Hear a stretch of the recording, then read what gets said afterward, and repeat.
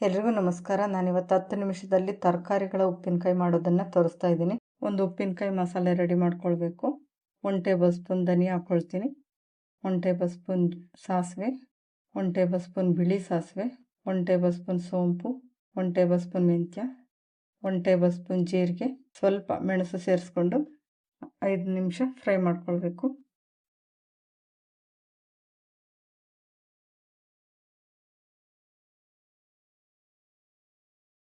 Fry ಮಾಡ್ಕೊಂಡಾಗಿದೆ. ತಣ್ಣಗಾದ್ಮೇಲೆ mixie ಜಾರಲ್ಲಿ ಹಾಕ್ಕೊಂಡು ತರಿಯಾಗಿ ಪುಡಿ ಮಾಡ್ಕೊಳ್ಬೇಕು.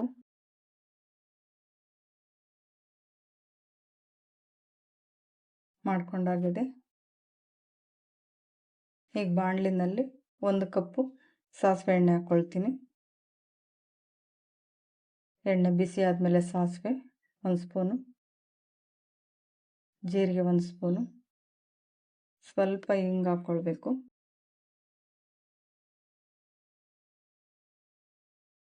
ಇಲ್ಲಿ ಶುಂಠಿ, ಬೆಳ್ಳುಳ್ಳಿ, ಹಸಿಮೆಣಸಿನ್ಕಾಯಿ ಹಾಕ್ಕೊಳ್ತಾ ಇದ್ದೀನಿ. ಈಗ ತರಕಾರಿಗಳು ಸೇರಿಸ್ಕೊಳ್ತಾ ಇದ್ದೀನಿ. ಕ್ಯಾರೆಟು, ಮುಲ್ಲಂಗಿ,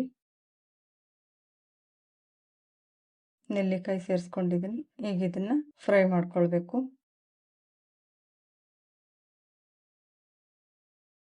ಜಾಸ್ತಿ ಓವರಾಗಿ ಕುಕ್ ಮಾಡಬಾರ್ದು. 10 ನಿಮಿಷ ಎಣ್ಣೆಯಲ್ಲಿ ಫ್ರೈ ಮಾಡ್ಕೊಳ್ಬೇಕು.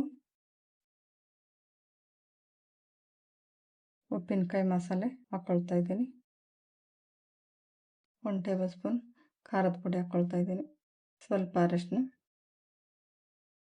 ಉಪ್ಪು ರುಚಿಗೆ ನೋಡಿಕೊಂಡು ಎಷ್ಟು ಬೇಕೋ ಅಷ್ಟು ಹಾಕ್ಕೊಳ್ಬೇಕು.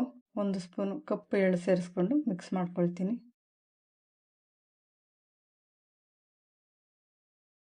ಇನ್ನೆಲ್ಲ ಚೆನ್ನಾಗಿ ಎಣ್ಣೆಯಲ್ಲಿ ಫ್ರೈ ಮಾಡ್ಕೊಳ್ಬೇಕು.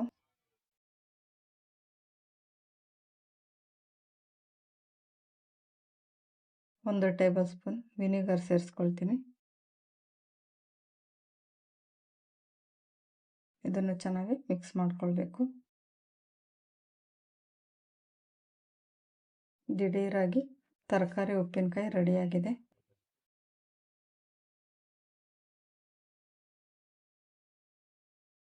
ಇದು ತಣ್ಣಗಾದ್ಮೇಲೆ ಒಂದು ಗಾಜಿನ ಬಾಟ್ಲಲ್ಲಿ ಸ್ಟೋರ್ ಮಾಡಿ ಇಟ್ಕೊಳ್ಬೇಕು. ಈ ರೆಸಿಪಿ ನಿಮ್ಗೆ ಇಷ್ಟ ಆದರೆ ಲೈಕ್ ಮಾಡಿ. Thank you.